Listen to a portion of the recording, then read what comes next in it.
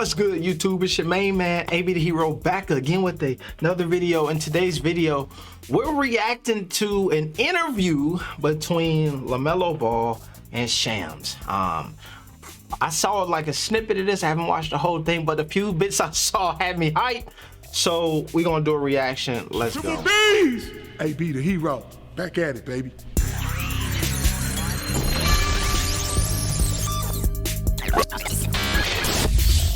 Boom, boom, boom. All right, so like I said, there's a few parts of this interview that I saw already, and I was like, thank you, LaMelo. Thank you, because I feel like there are things that people like say for LaMelo without ever hearing from him, and the little tidbits, I was like, thank you.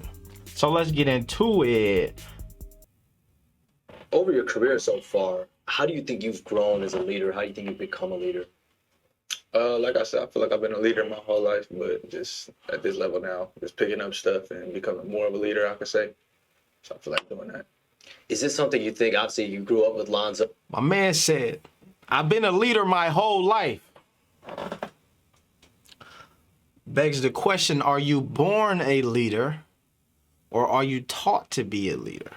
Right? I always say this, when you get into like medieval stuff and you get into people when they start talking about kings and queens and all of that stuff, right? Like oftentimes, there's a successor to the throne, and I'm not going to stop it that much, right? I'm going to let it ride, but there's a successor to the throne. And what that means is we know that you are going to be the king when it comes. So we're training you up for you to be able to take the throne and then run the kingdom. And then oftentimes what happens is there are some folks behind you in line. And those people, some of them are like, damn, I wish I could be the king. So they study, they preparing themselves just in case. But a lot of times people are like, man, my brother got it. I don't even want to do it. Something happens to the brother, and then now nobody is prepared to be king. Because most of your best kings, whether that they conquer or do whatever, the ones who did it were preparing for their entire lives, not just starting yesterday. Let's go. Zo and Jello, seeing them over their careers early on, what was it like growing up with them, and what did you learn from them? Growing up with them was amazing, obviously. I mean, have two brothers, always got somebody to be around, and just learn from them. So just taking stuff from them, I feel like that's a big help. Try to talk to them every day, but just, all trying to get here, all trying to be on the level, just be dominant, stuff like that. I think it's important to point out that he says, I talk to my brothers every day, right? So a lot of folks feel like there's some tension, disagreement within their family. All talk every day. Is there something that Zo's told you as you were coming up and joining the NBA that you feel like now, like you still hang on to every single day? Like I said, it's a whole lot of stuff that I feel like just stay with you pretty much. Not one basic saying or motto or something, but just all together.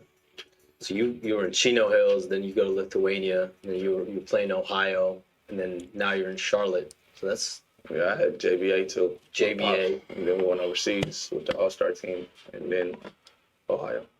So, I mean, it's a whole lot. It's as unconventional Talk to them. as it gets. Right. They often do this.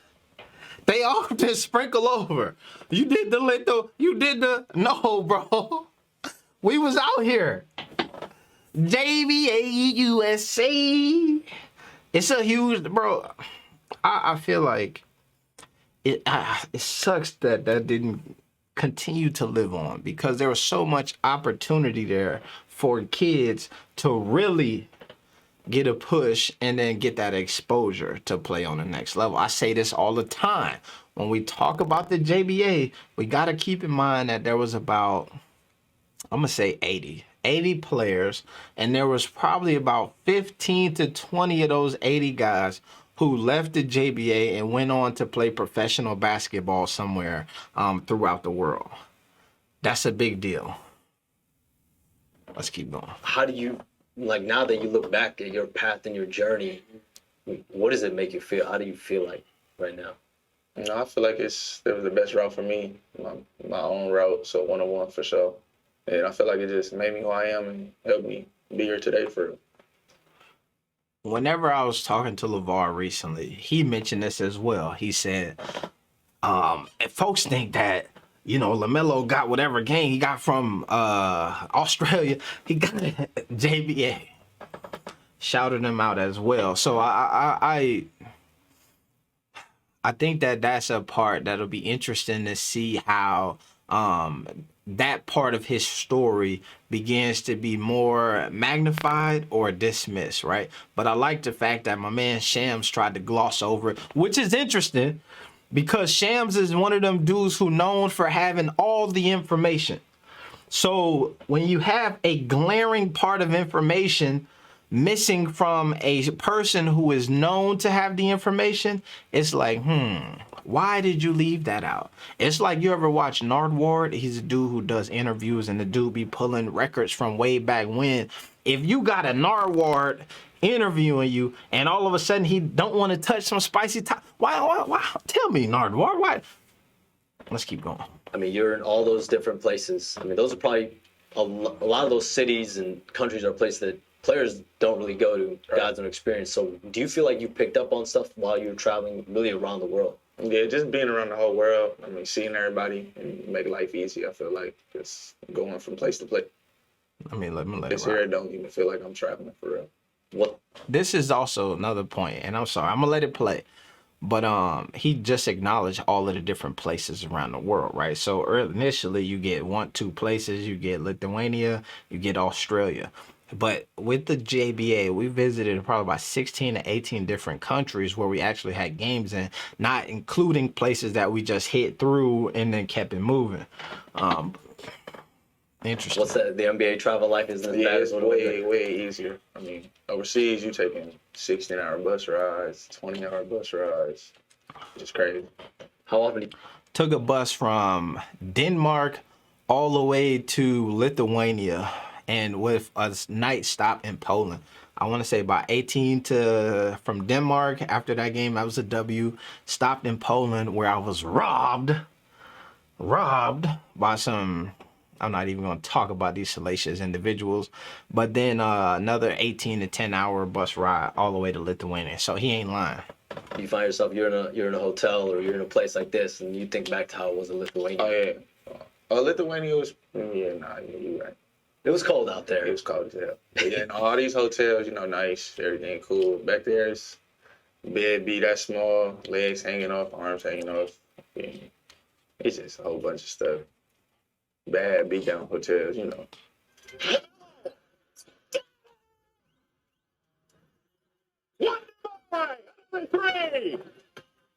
But now you're in Charlotte, and I think that's probably the most stability you've had in a while, probably since you were back in Chile, Chino Hills, bro. and playing there. So Yeah. does that stability actually make you feel good? I mean, Yeah, like, for how's- sure. Knowing you can just always go back to the crib and you're not hella far. You're in the States, so you're definitely. What the experiences like with you, especially your coach Borrego, and I've heard stories of you guys playing in his backyard, and I think he had Yeah. a full court. Like, what's that like for you? Just having that relationship. Yeah, just to have a coach like that, for real. I mean, how you over his house mean a lot for sure. A lot of people don't even invite you over, so just doing that was dope. So Having an owner like Michael Jordan, I know he said that he's obviously from afar. He's enjoyed watching you play, doing what you're doing. What's it like having MJ as an owner for you? oh yeah, amazing for real. I mean, having him as an owner, not a lot of them out there. Not how many black owners we got for real. We're trying to go real far, Obviously, the goal is championship. But you gotta baby steps first. So playoffs, and go on from there. If you're just playing for that, it's a blessing for him. You guys gotten on the court yet? Here's what I'll give y'all something, right? As an editor, you heard my man LaMelo start talking about MJ, how many black owners, whoop, whoop, whoop, for real. And then you saw, now you get overlays. Oftentimes, you start putting this type of B-roll on those type of content when you're editing it. right? So we needed to edit something here, so we laid B-roll over top of it. So I would be interested to see what he actually was saying and where he was going with that statement, because it obviously they then said, all right, we need to edit this and kind of wrap it up. Yeah, you got to play ones at all? Not yet. So is his expertise to you, is it more verbally? You guys ever get on the court, or is it just he'll drop you some nuggets? Yeah, just some nuggets and stuff right now. Probably in the summertime, stuff like that, you feel me? I remember there was a video you were like shooting left-handed, and obviously you suffered a fracture with your right wrist last year, and you're always, it's like you're ambidextrous. You can always use both hands. How did that kind of come to be, where you're so fluid with both hands and probably just as good with your left? Oh yeah, pretty much, because like me and my middle brother Jello, we was both born left-handed, and then our pops changed us. Because when we eat at the table, like Lonzo and my pops is right-handed, so me and Jello was hitting them, so he just changed all of us. So we all right. Wait, hold on a second. I go back to left now. Right when I left the house and everything, I did everything I do with my left. That's got to help you though, right? The way you play, using both like it. Yeah. When do you think you kind of noticed that in your career? Here, let me say this. I think that this is so interesting. And this speaks to like the confidence level of a LeVar Ball, where he's like, yo, I was left-handed and my dad made me switch to right hand. Right. And just I just think about like the amount of, let's say, control that you have when you got somebody switching hands. Right. The amount of and then you like make that decision, and then it becomes like, damn, that was a great decision. If I hadn't have switched and became right-handed, I now I'm use both of these. You know what I mean? Like that to me makes you feel like, yo, I just have a lot of great ideas. And when you think about how things just happen, like I talked to the man LeVar a while back, and he said something about the Jello situation in China, and how initially that seemed like, dang, that was terrible, that was rough. But that situation led to so many different things that are referenced in this interview as being points of like, man, if this hadn't happened, this really made me rare, one of one. The JBA, Lithuania, and all of that stuff that he talked about, and all of the traveling and all of that, does not happen if the stone doesn't fall or the domino doesn't drop with LiAngelo at UCLA. Now, do they end up here in the same spots? Probably. The man is a hooper's hooper, so you know what I mean. He probably would have got there, but like not the LaMelo that we know and love today, which is interesting. If they're not eating at the table and probably playing and elbowing each other, and because he took me over to the like initial house, and it's really, he was like, this is where we used to eat at, and it was like, imagine like a bar, right? And there was a bar here, and I wish I had video inside the house, but people live there, and I didn't want to like video inside people's house. They got pictures and stuff, and they had that all on the internet, and they don't want. So, but imagine this: there's a bar here, and then there's a oven and the stove behind it. So I can see how that would be problematic, where you got 4 grown men, you know what I mean, sitting here trying to eat, and all of them elbowing and stuff. So I get it, and so it's just funny because that decision has altered the course of, you know what I mean, the Spider-Verse and all of that jazz, man. So it's interesting. Career that, even though like you said, your dad might have changed it up. Probably around middle school, when I noticed a lot of people couldn't go left and right, I was like, man, I kind of feel the same going both. So probably middle school. Middle school. All right, now, if y'all been sub to the channel, y'all seen the last video I posted of LaMelo at 8 years old hooping and being able to do all of that jacking with the right hand from everywhere, and dribbling and stopping and spinning. That's where that's from. If you have not seen that video, go watch that now. You look back and it probably was the best for you that your dad made you do that? Yeah, for sure. I've seen sometimes with your jersey and your shorts, you're always trying to make sure it's on point. Is that like a superstition type thing during games? Do you feel like? Probably could be, or more of a feel type of thing. You know, sometimes like the undershirt be riding up, or the jersey, you know, just more of a feel type of. Do you have any superstitions on your day to day when you're playing? Like, yo, I got it. Yeah, probably. Oh no, I was wearing an arm sleeve.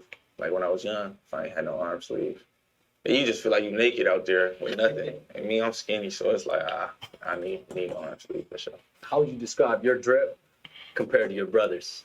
No, to be honest, I just put on anything, however I'm feeling. So I like bright colors. Anything that just make me feel good for just throw on. And then you got, I think, the red fit with the red lamp. I think it was a Lambo, right? And then you got Red with the Ferrari. Both with the Lambo. What else you got? What other color schemes you got? Pull it out whenever I just feel me. Keep it low key. Low key. All right. So that was interesting, man. I feel like we learned some things about Melo that we didn't learn. I did not know the left hand thing. I don't think that I had heard that before this. Like I said at the beginning, I think that it's interesting to hear him like really reaffirm a lot of the decisions that LeVar made, right? Obviously you heard him really talk about his own independence and like establishing, using that left hand again after he got out. He talked about his own drip and his style and how he just put on whatever he wanted to put on. And so you got a lot of LaMelo independence in there, but you also got the sprinkle of like a lot of this stuff, started from some place, right? It started from some place, and that place being his father. And I think that that's a credit to a lot of things, right? I think that says to me that if you are a dad, you should understand the impact that your decisions have on your child, right? In the long run, right? The decision of like, damn, we eating left, like we switching that up. Long run impact, you know what I'm saying? The pulling from high school, we going across the world, we making this happen. The impact of that is astronomical for a kid, you know what I mean, in the long run. In the interviews that I had with LeVar, and I need to go and do reactions to those so I can break a lot of that info down. He talked about one of the significant things that makes LaMelo rare is the money. Like the ability to say, okay, we're leaving high school, we're leaving the high school that you're at, and we're going to Lithuania, right? Not only are we going to Lithuania, folks coming over there with us. If you looked early on, you had LeVar over there, you had Foster over there, you had LeVar's brothers over there. All of these people who were there with him, you know what I mean, and helping take care of him and making sure him and Jello were put together over that way. Then you go, and then while you're there, the playing time is not what you expected. So then you kick up some cash, become the team's like basically one of their lead sponsors, and then now you've got a whole basketball sub league that you're playing in while you're over there, right? Which costs, because you gotta have the gym, you gotta have all of the players be paid to be able to play in these games. You gotta get teams to come in. So that's a financial those are things that you can't necessarily do unless you set up financially to do those things. You feel me? If you take it a step further and you go and you look at then going on to create your own entire basketball league, then moving across the country to Aspire, and then being able to do that, and then with all of those situations, having folks go with you, right? And then when people are going with you, you look at the JBA, you had some significant figures. You had Charles O'Bannon running around with the JBA. You had LeVar's cousin Doyle, my guy. You had the guy who trains Kay Cunningham's trainer, Ashton the trainer, was one of the coaches at the JBA. And there's just a lot of dudes, Kibu, Stewart, a lot of guys who were like solid in the basketball world were a part of that thing, right? And then so that's a costly expense to have. Then you think about a situation where you're a high school player, you go to a school for 1 year, and then the coach of that school then follows you across the world to Australia to be your manager. You know what I'm saying? Like that's a cost. Somebody footing the bill for that stuff. You know what I mean? And I think that's a unique part of his story that makes it so rare and one-on-one, because there's a lot of fathers who would love to be able to have that control and be able to pull those strings and be able to get over a lot of those barriers that you just can't do because you don't have the finances. But I think that the one thing that I learned from LeVar that's probably the most important thing was the foundation was set through time, right? Through time spent. Every day we went to the backyard and then we got up this amount of shots. Every day we trained at this. Every day we got up and ate breakfast together. Every day we got up and do this. And I think that that's the part that a lot of folks, parents, fathers, mothers, and all of that stuff we miss, is that we think that it's only the finances, but the more important thing is the time spent, the time that you have to put in with a kid to teach him how to go from left hand to right handed. It's not just like you can say that and then you gotta put some, instill some stuff in that to have that happen. So I think it's deep, it's interesting to me, man. Shemaine, man, AB the Hero, I'm finna get up out of here. Peace. No, not peace. +1, triple B's. We out.